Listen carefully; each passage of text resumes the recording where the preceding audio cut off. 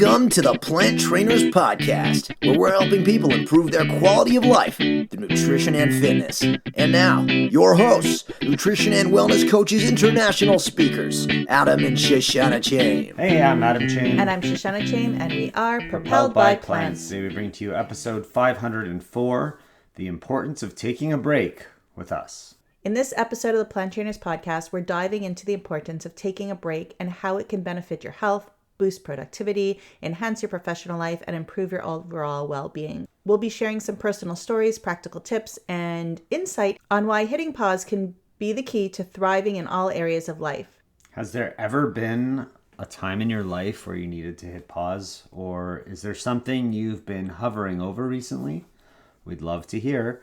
So when you're done listening to this episode, join the conversation at Plant Trainers on Instagram and let us know. Let's get started. Hey guys, this is Shoshana, and I'm super excited because my second book, I Am a Courageous Cub, in the I Am Mindful series is out, and you can get that and I Am a Peaceful Goldfish anywhere books are sold, online. Get it for a young child to make their life better, because there's so much adversity out there. We need the tools to overcome it.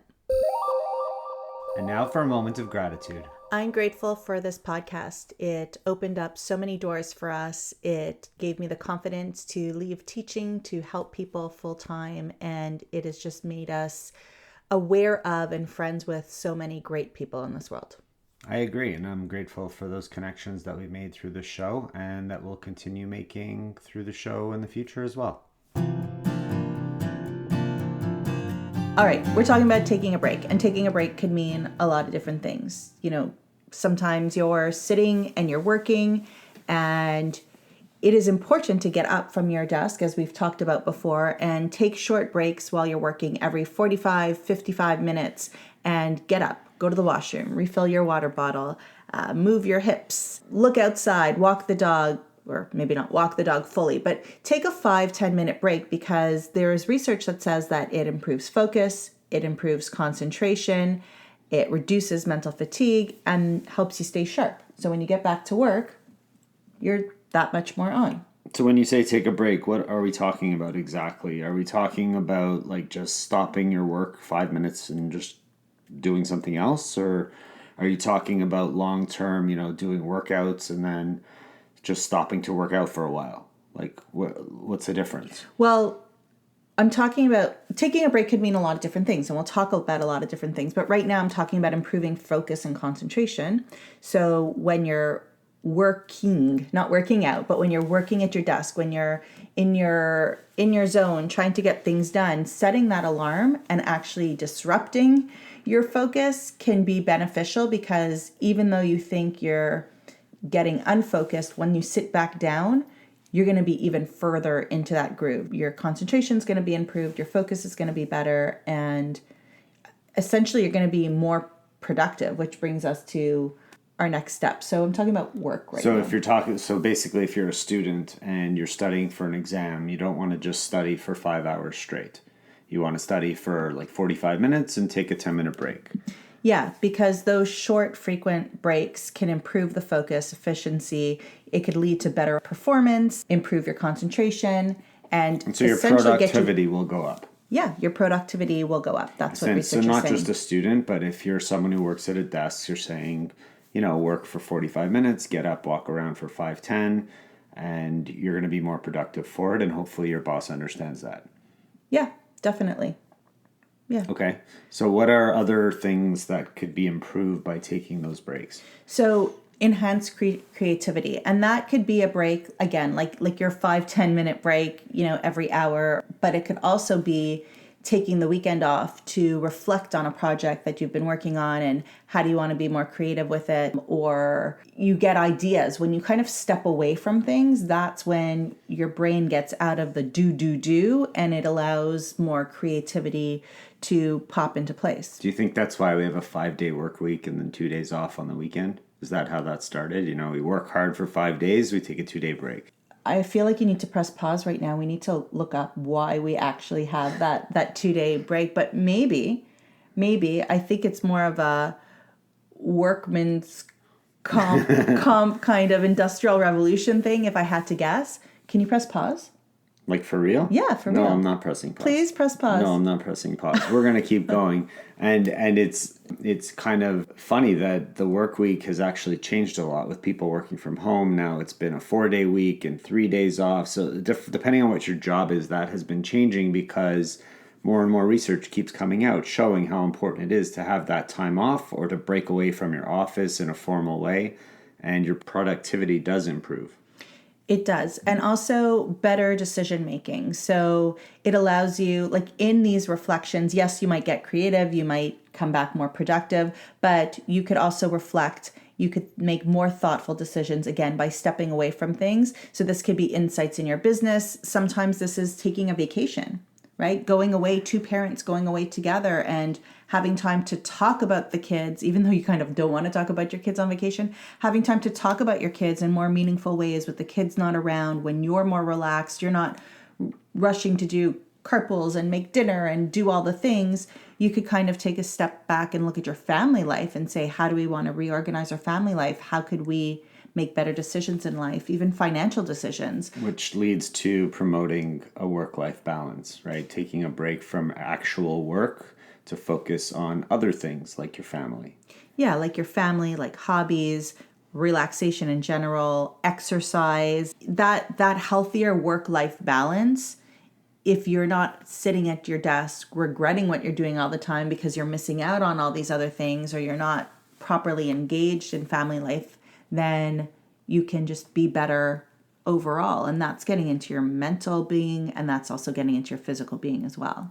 And for the long term, if you're going to be doing the same thing over and over again, how sustainable is that going to be? Hey, gonna take a little break. It's Shoshana here. Wanted to talk a little bit more about I Am a Courageous Cub. Super excited that children everywhere around the world are starting to read it. They're starting to do some poses, feel brave and courageous to get out there and retry things that didn't work out the first time, or try new things that seemed a little bit hard and scary. And we are super excited that this is the second book in the I Am Mindful series, which means there's more to come. So stay tuned. You can get your copy anywhere books are sold: Amazon, Indigo, Barnes & Nobles, Target, wherever it is. Please support local as well. And you could also email us at info@planttrainers.com if you'd like to have your own signed copy mailed to you. And now back to the show. Like, can you keep doing that? Some people can, I guess, but long term that might be difficult and a challenge. Yeah, it can be. And I think that that's something that,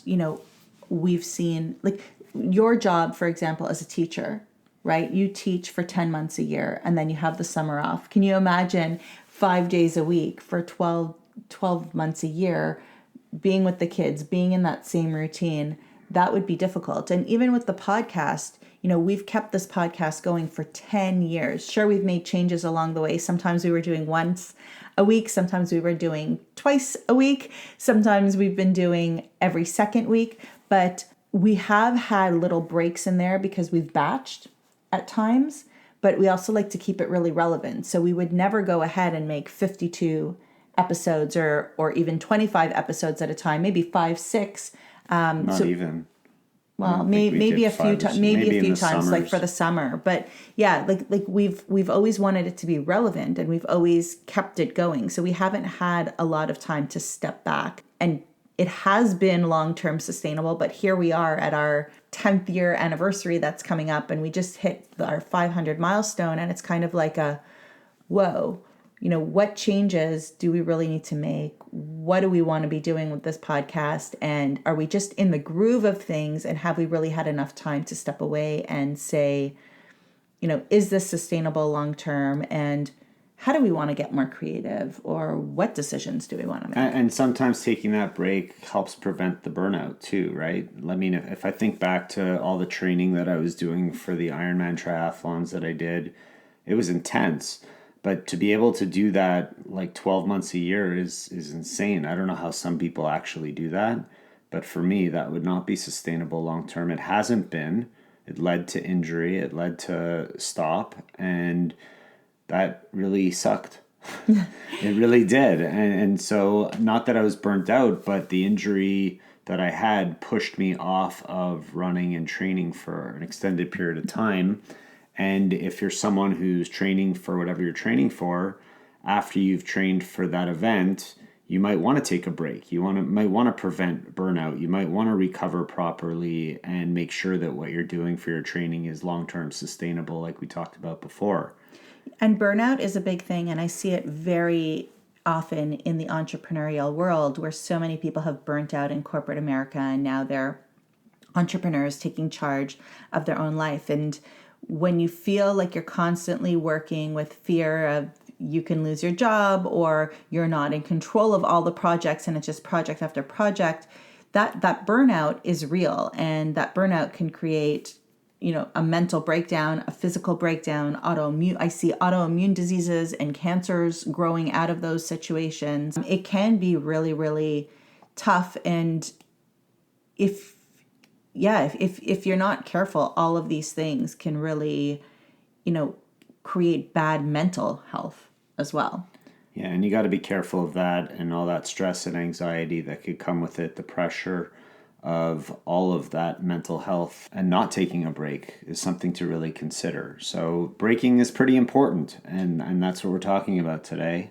Yeah, you want to protect your stress, your anxiety, pressure, improving emotional well-being, and I think that's why people do have vacations and do have weekends. And something that I find people really need to set up is the limit, right? Like, what's the limit of the day? What's the limit of the week? Or what's the word that I'm looking for? When you have boundaries, you need to set up boundaries of, you know what, I'm not going to answer the phone this time, or I do have the weekend off, so my boss can wait until Monday, and reteach people that you have boundaries and this is what they are.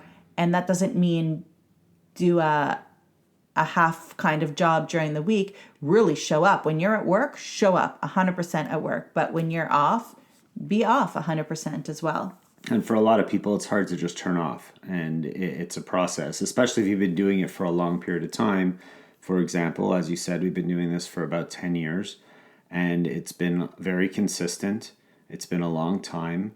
And I think we're at a point where even we need to take a break. Yes, I think we both definitely feel that way. Again, we're both 10 years older than when we started this. Our kids are 10 years older than when we started this. We started this for helping other families just know what we were going through. And if we wanted people to never get into the situation that we were in with Adam's tumor and Adam's heart disease. And if people were in situations similar to that, we wanted them to know they weren't alone, have tools to get out. Quickly, we started being invited to speak on stages. We spoke in Marshall, we spoke in California, in New York, Toronto. Right, Toronto. So yeah, on stages all across North America.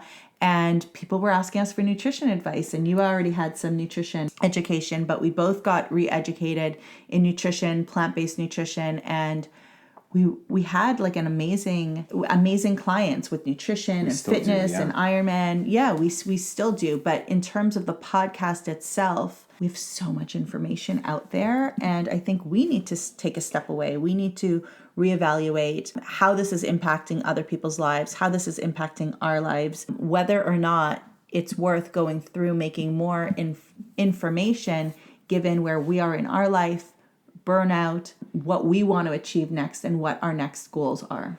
So ultimately what we're going to do is we're going to be taking a bit of a break from podcasting.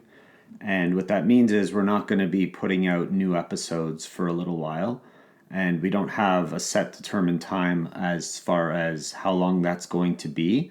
But what we will be doing is we'll be updating our Instagram feed every week as well with older episodes that we think people need to hear if they haven't for a while, because as you know, Apple Podcasts only puts out the last 300, and because we're over 500, there's a lot of amazing resources available in our podcast catalog that we feel people need to hear. So we're going to put out those older episodes again on our Instagram feed, and of course you can go to planttrainers.com and search for any episode under the podcast tab and listen to whatever you'd like.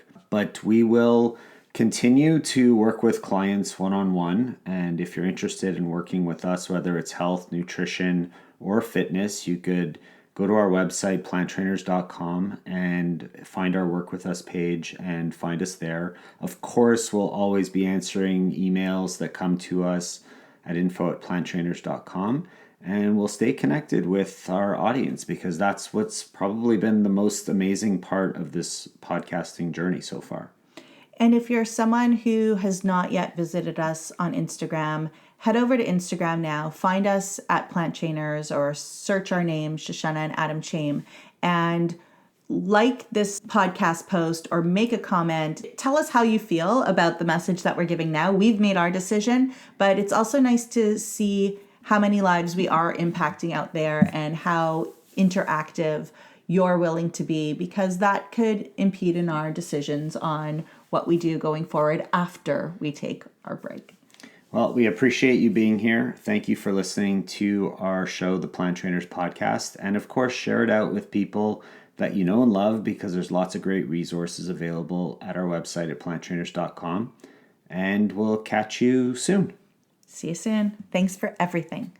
Thank you all so much for listening to this edition of the Plant Trainers Podcast. We want to make sure that you subscribe on iTunes, Google Play, iHeartRadio, Stitcher, or any other podcasting platform. We really appreciate the feedback we receive from you. Every time we get a 5-star rating or review on iTunes from one of our fans, it really helps other people find us just like you did. Thanks so much to our patrons. To become a patron, visit us at patreon.com/planttrainers. Even supporting us with $1 really makes a difference in the quality of the show. And don't forget to connect with us on Instagram and Twitter. Our handle is @PlantTrainers. Like Plant Trainers on Facebook, join our newsletter, and check out our website at planttrainers.com for awesome recipes, a list of our services, and of course, our latest podcast. We encourage you to email your questions to info@planttrainers.com so that we can help you improve your quality of life through nutrition and fitness. So we hope we've inspired you today. Join us again next time, and have a healthy day. Or is that too corny? It's a little cheesy.